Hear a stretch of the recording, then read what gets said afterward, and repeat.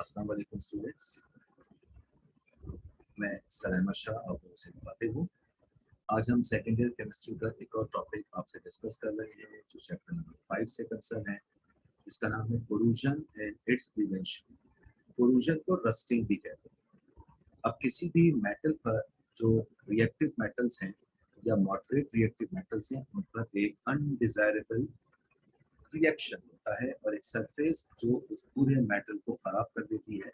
A harmful and an undesirable reaction on the surface of a metal by the action of it with water and air termed as corrosion or rusting. Almost all metals show great tendency to corrode with different rate except noble metals, not noble elements. Noble metals like silver, gold, platinum, ठीक है, ये आमतौर पर इन पर जंग नहीं लगता, ये ऑक्सीडाइज नहीं होते। कोरूजन दो तरह के होते हैं, एक जिसको हम और आप एटमॉस्फेरिक कोरूजन का नाम देंगे और एक दूसरा जिसको नाम देते हैं लिक्विड कोरूजन। तो कोरूजन जो एयर में हो रहा है it is called atmospheric corrosion, यानी metal is exposed to the atmosphere which contain moisture and the air almost is present in all over the world. So this type of corrosion or rusting is called atmospheric corrosion or corrosion by air. Second corrosion, type of second corrosion, which is called corrosion by liquid. The corrosion of the metal is due to the liquid moisture is known as corrosion in liquid.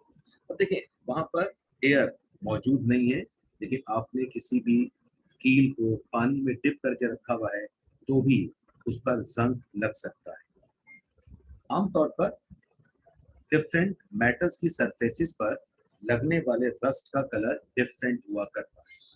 जैसे iron की surface पे लगने वाला rusting और corrosion part brown colour का होता है, flaky deposit, जबकि कॉपर की सरफेस पर ग्रीन कलर का डिपॉजिट होता है। जबकि एल्युमिनियम हो या जिंक हो, इस पर व्हाइट कलर के स्पॉट्स आकर जमा हो जाते हैं। जैसा कि आपने अपने घरों में एल्युमिनियम के बर्तनों में अगर आपने पानी भर के रखा हो, अंदर का पानी, तो वहां पर आप देखें उसको जब पानी को आप स्टार्ट करेंगे तो अंदर की जानिब सरफेस पर आपको व्हाइट व्हाइट से स्पॉट नजर आएंगे। This is called aluminium rusting और जिंक। जबकि highly reactive metal like sodium, potassium फौरी तौर पर टार्निश होती हैं, यानी उनके कॉर्नर तेजी से बैंड होना शुरू हो जाते हैं। लिहाजा सोडियम पोटेशियम पर जंग बहुत जल्दी लग जाता है। जंग का मतलब है ऑक्सीडाइज होने का प्रोसेस। अब प्रिवेंशंस क्या है, किस तरह से जंग से महफूज रहा जा सकता है, मेटेलिक ऑब्जेक्ट को हम कैसे रोक सकते हैं कि उन पर जंग ना लगे। तो लिहाजा protective metallic coating, metal like iron और स्टील,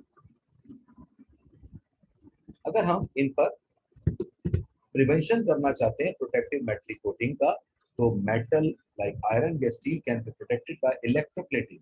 करंट के जरिए हमने इस चीज को एक मेटल पर आयरन पर दूसरी मेटल को करंट के जरिए डिपॉजिट करने का काम इलेक्ट्रोप्लेटिंग कहलाता है। जैसा कि इसके अंदर एक लफ्ज है गैल्वेनाइजिंग। अगर ये काम हम जिंक के जरिए करेंगे, यानी जिंक पर आयरन को हम चढ़ा देंगे, आयरन पर जिंक को डिपॉजिट कर देंगे, it is called galvanising of iron. Tin plating, दरअसल आयरन पर टिन को डिपॉजिट करने का प्रोसेस कंसीडर किया जाता है। इसी तरह से coating with non metallic materials, बेटा नॉन मेटेलिक मटेरियल्स के अंदर पेंट कर देना, ऑयल या ग्रीस लगा देना, प्लास्टिक इमल्शन या उसको भी प्लास्टिक में रैप कर दिया जाए, लपेट दिया जाए, तो it is called non metallic material coating. Third method है एलॉइंग ऑफ मेटल्स। एलॉय बना देते हैं, जैसा कि आपने देखा है कि गाड़ियों के एलॉय रिम होते हैं जिसमें आमतौर पर आयरन, एल्युमिनियम और जिंक इस्तेमाल किया जाता है। आयरन की मिकदार उसके अंदर जरा सी ज्यादा होती है, क्रोमियम और निकल की मिकदार जरा सी उसमें कम होती है। नॉर्मली एलॉइंग ऑफ मेटल्स में ये काम किया जाता है। अब एलॉइंग ऑफ मेटल का सबसे अहम पार्ट है स्टेनलेस स्टील। जैसा कि एलॉय बना रहे हैं, तो stainless steel is iron based alloy which show great resistance to corrosion. There are three main types of stainless steel which have different percentage of base metal. यानी base metal का मतलब है जिसमें आयरन तो मौजूद है और दीगर मेटल्स उसमें शामिल कर रहे हो।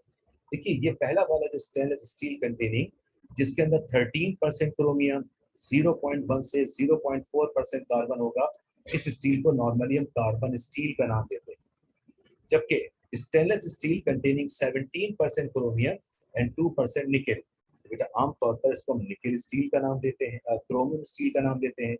जबकि स्टेनलेस स्टील जिसके अंदर 18% क्रोमियम लेकिन 6% निकेल है, तो उसको निकेल स्टील। देखिए निकेल तो दोनों में मौजूद है, अगर निकेल की परसेंटेज कम है, क्रोमियम की ज्यादा है, और सेकंड में निकेल की परसेंटेज 2 से 6% हो गई, इस बुनियाद पर इसको हम नाम देते हैं निकेल स्टेनलेस स्टील। अब देखिए जितने भी टाइप के स्टील होंगे, आमतौर पर इनके संक्रियता आपके घरों के अंदर यूटेंसिल्स, घरेलू इस्तेमाल के बर्तन, जैसे पतीलियां इस्तेमाल होती हैं, स्टील की बनी हुई होती है, जिसमें मैग्नेट नहीं चिपकता। All types of stainless steel are corrosion resistant alloy and are oxidized only to such a slight degree, मामूली सी मिकदार पर, that a very fine film oxide is formed on the material surface which stop further corrosion। लिहाजा रोजाना धुलती रहती हैं तो वो चीजें आसानी से साफ हो जाया करती हैं। अब मैं आप लोगों के साथ एक वीडियो शेयर कर रहा हूं, जिसके जरिए आप और हम इस चीज को समझेंगे, रस्टिंग कैसे होती है और उनसे बचाव कैसे किया जा सकता है। अब देखिए स्टेनलेस स्टील से मुतालिक चंद यूजेस आपके मेरे पास मौजूद हैं, जैसा कि stainless steel are used in the production of household utensils, cutlery and articles of decoration.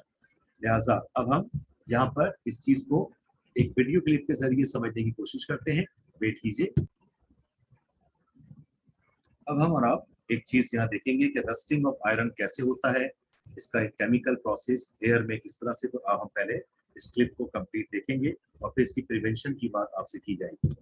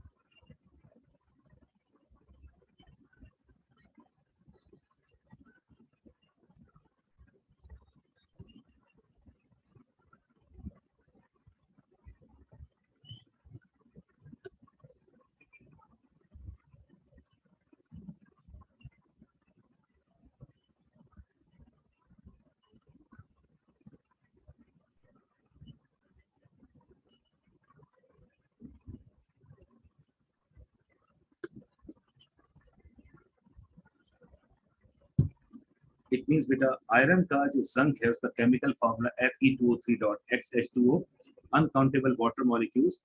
ये जो एक आयरन की लेयर पर आकर ऑक्साइड अपनी लेयर जमा रही है with moisture, this is the chemical process, this is chemical reaction, and the formula for should be Fe2O3.XH2O। X means numerous number of molecules, maybe 4, 2, 3 and so on.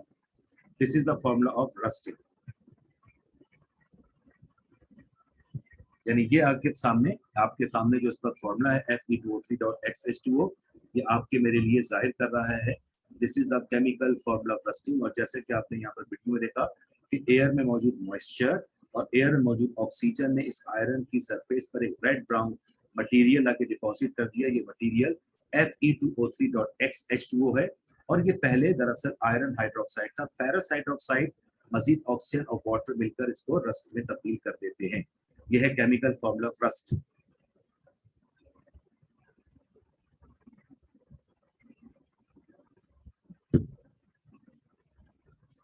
इस तरह अब हम इसमें एक और चीज शेयर करेंगे कि what are the prevention method for the rusting of iron. अब हम आपसे बात कर रहे हैं methods of prevention of rusting, कि किस तरह से रस्टिंग ऑफ आयरन को महफूज किया जा सकता है। लिहाजा they are the different methods for the prevention of rusting of iron and other metals. लिहाजा अब आप इसको जरा देखिए, इसमें कौन कौन से मेथड्स हैं जो भी आप पढ़कर आए थे। किस तरह से हमने इलेक्ट्रोप्लेटिंग का प्रोसेस किया, या उसके बाद पेंट कर दिया, ग्रीस लगा दी। लिहाजा पहले क्लिप को कंप्लीट देखिए।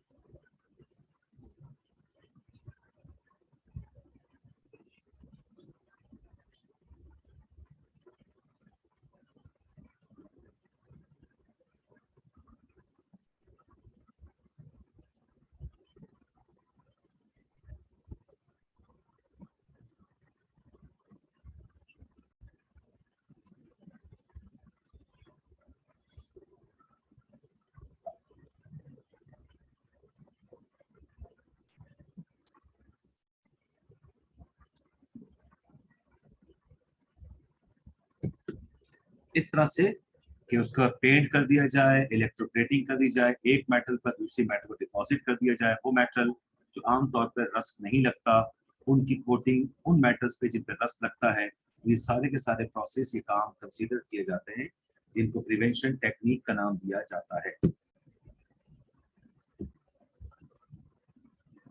अब एक और मेथड जिसको हम और आप इलेक्ट्रोप्लेटिंग का नाम देते हैं, उसका मेथड देखिए, इलेक्ट्रोप्लेटिंग।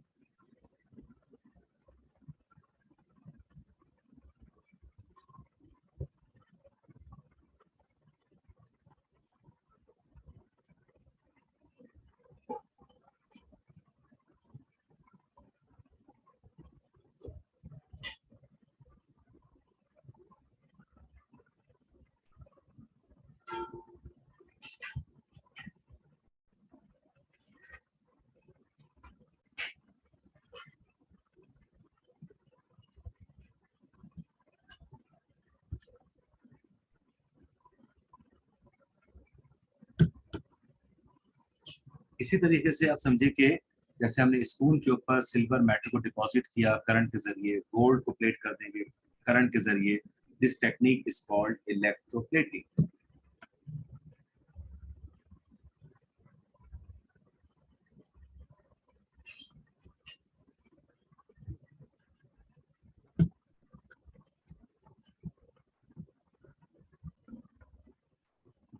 अब जैसा कि आपने कोरूजन और उसकी प्रिवेंशन में क्या क्या टेक्निक यूज की जाती है, तो आपने क्लिप के जरिए उन चीजों को समझा है। अब हम अपने अगले लेक्चर पर आपको जो कंसेप्ट डिस्कस करेंगे कि टिन प्लेटिंग मैकेनिकली और इलेक्ट्रिकली कैसे की जाती है। लिहाजा आज का लेक्चर यहीं तक, जो सिर्फ और सिर्फ कोरूजन और उसकी प्रिवेंशन से कंसर्न था, राइट।